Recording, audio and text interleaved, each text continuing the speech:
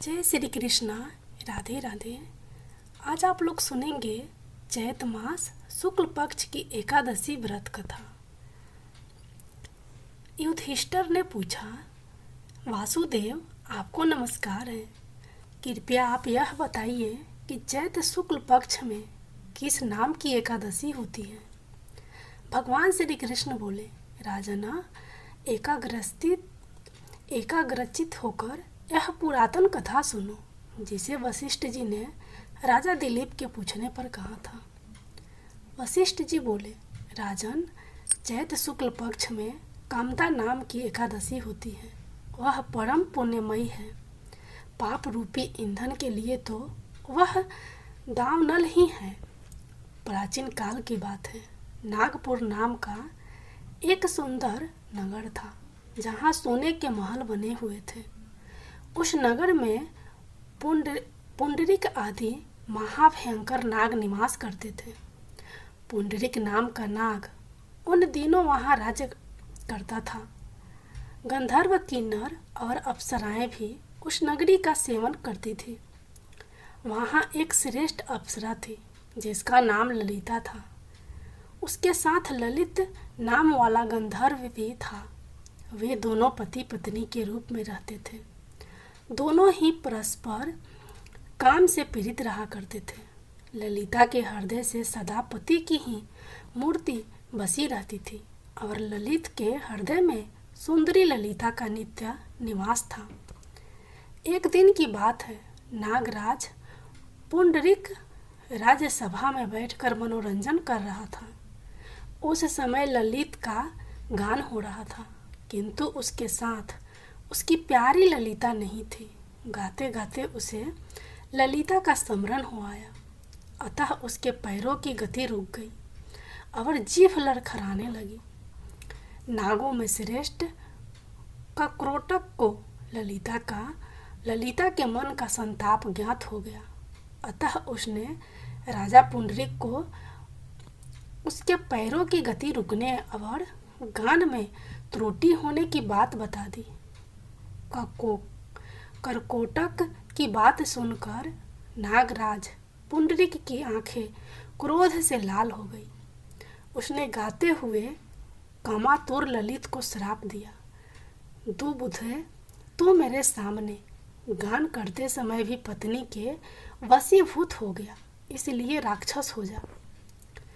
महाराज पुंडरीक के इतना कहते ही वह गंधर्व राक्षस हो गया। भयंकर मुख, विकराल आंखें और देखने मात्र से भय उपजाने वाला रूप, ऐसा राक्षस होकर वह कर्म का फल भोगने लगा। ललिता अपने पति की विकराल आकृति देख मन ही मन बहुत चिंतित हुई। भारी दुख से वह कष्ट पाने लगी। सोचने लगी, क्या करूं, कहाँ जाऊं, मेरे पति पाप से कष्ट पा रहे हैं। वह रोती हुई घने जंगलों में पति के पीछे पीछे घूमने लगी। वन में उसे एक सुंदर आश्चर्य आश्रम दिखाई दिया, जहाँ एक मुनि शांत बैठे हुए थे। किसी भी प्राणी के साथ उनका वैर विरोध नहीं था। ललिता शीघ्रता के साथ वहाँ गई और मुनि को प्रणाम करके उनके सामने खड़ी हुई। मुनि बड़े दयालु थे। उस दुखनी को देखकर वे इस प्रकार बोले, सुबह, तुम कौन हो, कहाँ से यहाँ आई हो, मेरे सामने सच सच बताओ। ललिता ने कहा, महामुने वीरधनवा नाम वाले एक गंधर्व हैं। मैं उन्हीं महात्मा की पुत्री हूँ। मेरा नाम ललिता है। मेरे स्वामी अपने पाप दोष के कारण राक्षस हो गए हैं। उनकी यह अवस्था देखकर मुझे चैन नहीं है। ब्राह्मण, इस समय मेरा जो कर्तव्य हो वह बताइए।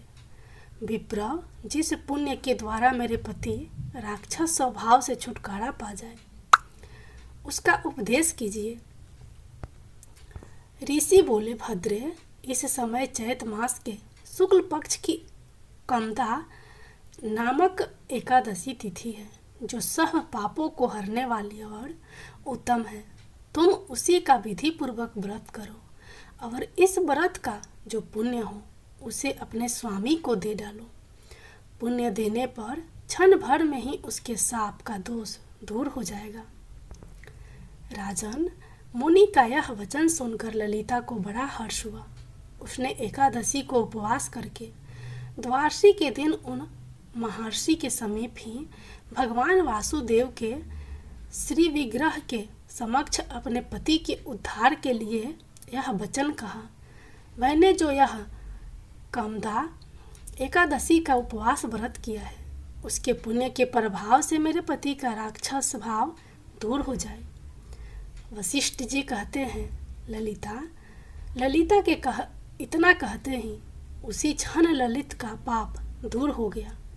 उसने दिव्य देह धारण कर लिया, राक्षस भाव चला गया और पुनः गंधर्व तत्व की प्राप्ति हुई। नृपश्रेष्ठ, वे दोनों पति पत्नी कामदा के प्रभाव से पहले की अपेक्षा भी अधिक सुंदर रूप धारण करके विमान पर आरूढ़ होकर अत्यंत शोभा पाने लगे। यह जानकर इस एकादशी के व्रत का यत्नपूर्वक पालन करना चाहिए। मैंने लोगों के हित के लिए तुम्हारे सामने इस व्रत का वर्णन किया है। कामदा एकादशी ब्रह्म हत्या आदि पापों तथा पिशाच तत्व आदि दोषों का नाश करने वाली है। राजना, इसके पढ़ने और सुनने से वाजपेय यज्ञ का फल मिलता है। बोलिए श्री विष्णु भगवान की जय। श्री एकादशी माता की जय।